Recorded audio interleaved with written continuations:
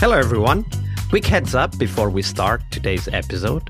The Global Agile Summit is happening on May the 4th. Yes, May the 4th, and even with a big blowout Star Wars party, you have to join.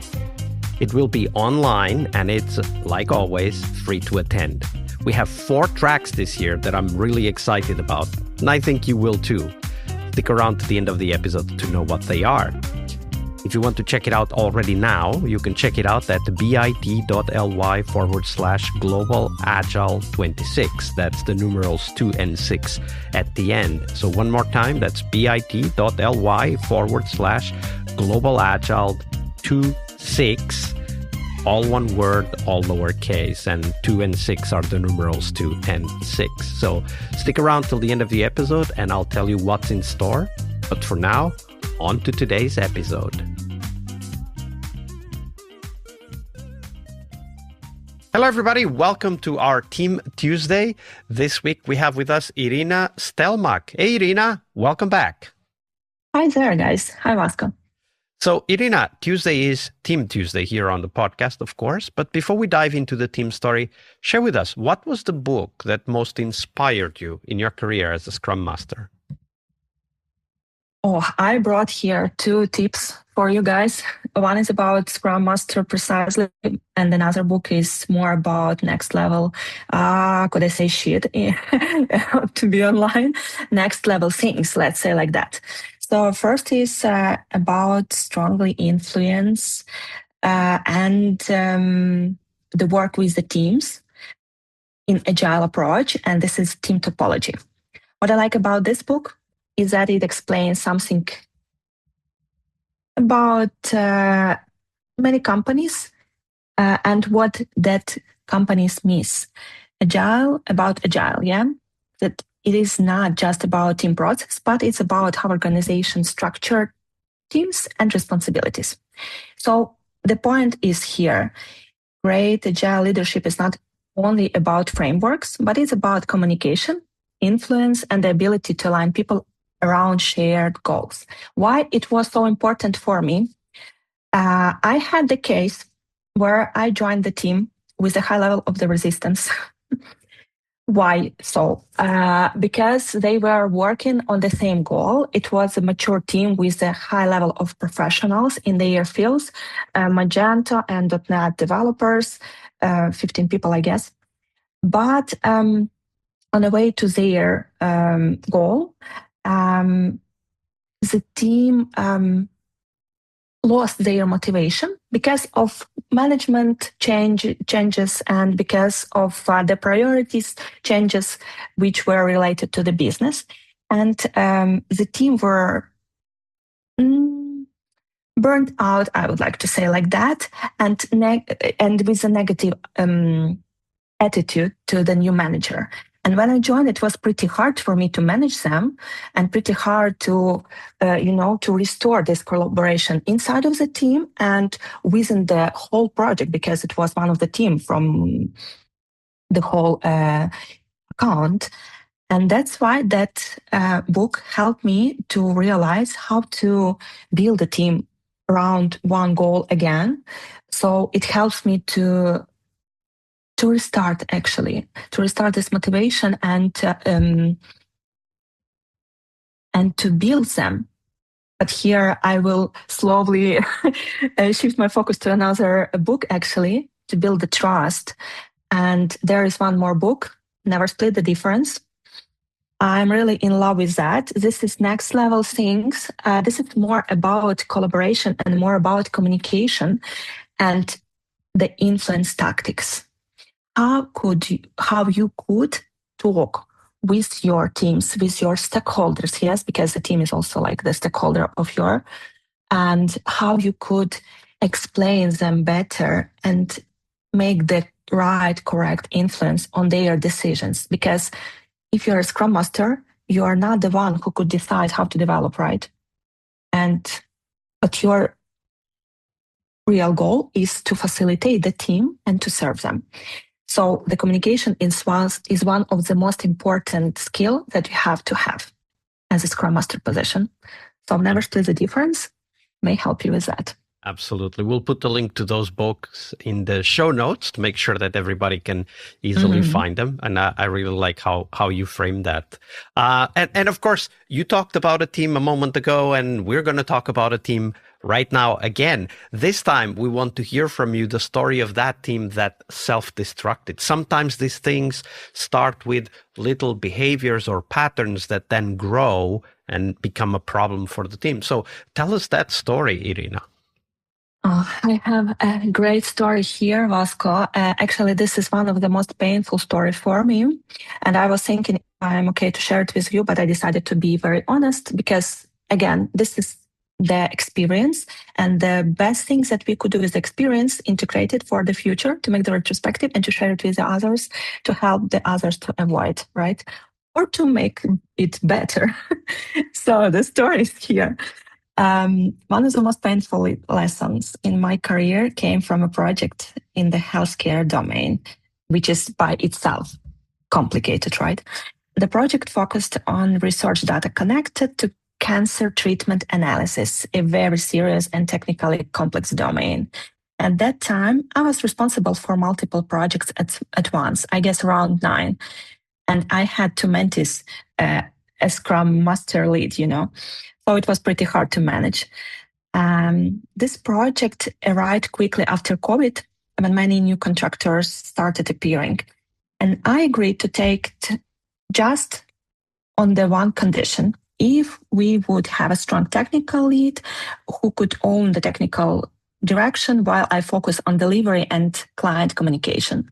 So let's say I would be a Scrum Master and I would have a technical lead. So he will be responsible for the technical part. And the project began with limited clarity about what the client actually needed. Sales had communicated that we needed to redesign a database, but in real life, the client needed immigration to a different database type. So close, right? Such a similar request, but that was quite different things. So for 3 months, we worked through research and discovery phases, trying to understand the problem. It was my idea, and thanks God, we did this R&D concept, research and development.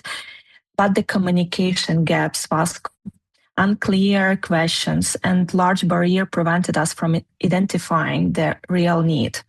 Eventually, the client lost confidence and left. And it was just and only one project in my career that I would honestly call a failure. Partial failure from my side, because I was the last person who agreed to join and who agreed to manage the project. And here we have the lessons. I got the clear lesson. I realized that communication clarity is more important than technical complexity. Because if you do not understand, it's pretty hard to execute. You have the probability to aim the goal, but the probability is low. So it would be better to understand. Second thing is team must have people who can ask the right questions early or ask on the right time because we didn't ask.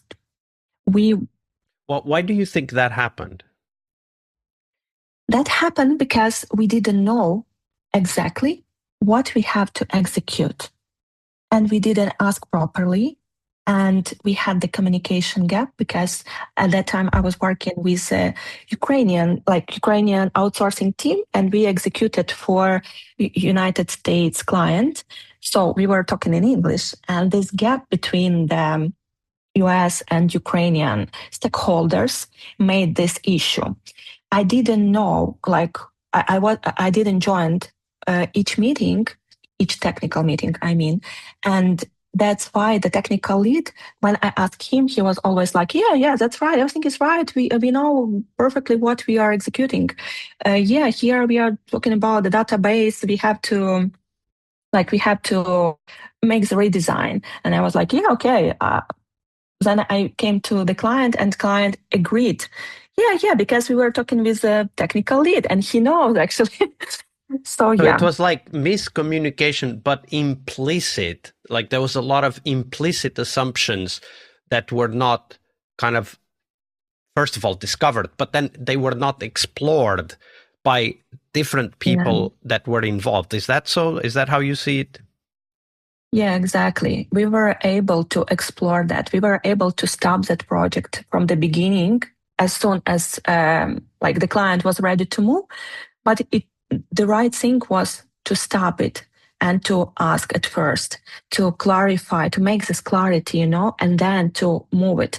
I have one more thing, and that was exactly the same situation where the project was already in the delivery phase. The client was ready for the development, but there was no clear how to execute it. And previously, I made this hold, but it was my initiative, and I wasn't the one who was able to stop the project actually, but I did this. But it was the project from another domain. And in this case, I wasn't able to stop it. I was responsible just for execution as a project manager / scrum master. That's why I didn't have the power of the position, to make such decisions. That's why I say, okay, if you, like my managers, say that I have to move further with that and you are worried about the unknown part, so let me proceed then, because if I do not have the right to choose, right? But here should be the agreement, because at the end, I was the last person and the first person who was responsible and who was asked, hey, why it happened.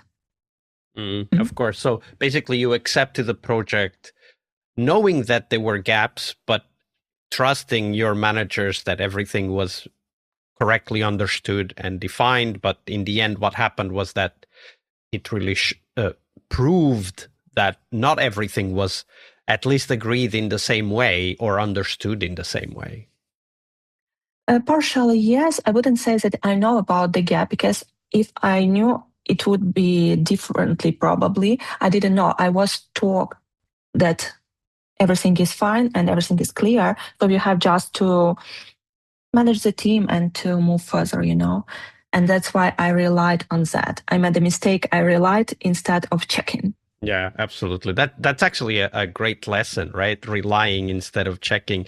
It's okay to trust, but we should always check, because in the end, as you said, we're always the ones that are going to be asked, why didn't this work? Exactly. Do you know the project management phases? Like we have monitoring and controlling phase. That's why we could rely, but you have to monitor and control at least time to time. Absolutely. That's a good reference. Thank you for sharing that story with us, Iryna. Welcome. Hi there, friends. Thanks for sticking around till the end of the episode. So let me tell you what's coming. On May 4th, we're running the Global Agile Summit. It will be online, and I want you there. This year, we have 4 tracks, and each one is built around real conversations with practitioners. No slides, no keynote theater, just honest interviews with people doing the work, just like you.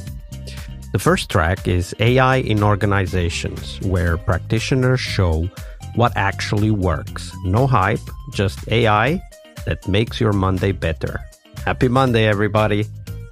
And then we have the people track, honest conversations about putting humans at the center of how we work and keeping them there. And third is Agile in construction. And yes, I really mean brick and mortar construction. Lean and Agile actual job sites. Field leaders removing waste, teams transforming how buildings get built. Stay tuned for what I think will be a super track on Agile in construction. And the fourth track is Agile in gaming, how game studios ship without burning out. Agile inside the creative pressure cooker. Over the years, we've had more than 12,000 participants since 2017, the time of the first summit organized with the podcast. And this year, we're making it easier than ever to join. You can register for free and get access to the summit sessions live during the event week. That's May 4th to May 6th. Or you can grab the practitioner pass and get immediate access to last year's keynotes from Jürgen Appelo, Gojko Adzic, and Mirete Kangas. Right now, even before the summit starts. So grab your practitioner pass and start learning today. Head on over to bit.ly/Global Agile 26. That's 26, the numerals 2 and 6. Sign up and I'll see you on May the 4th. And one more time, here we go, bit.ly/Global Agile 26. All lowercase, all one word, and 26, that's the numeral 2 and the numeral 6. I'll see you on the conference floor.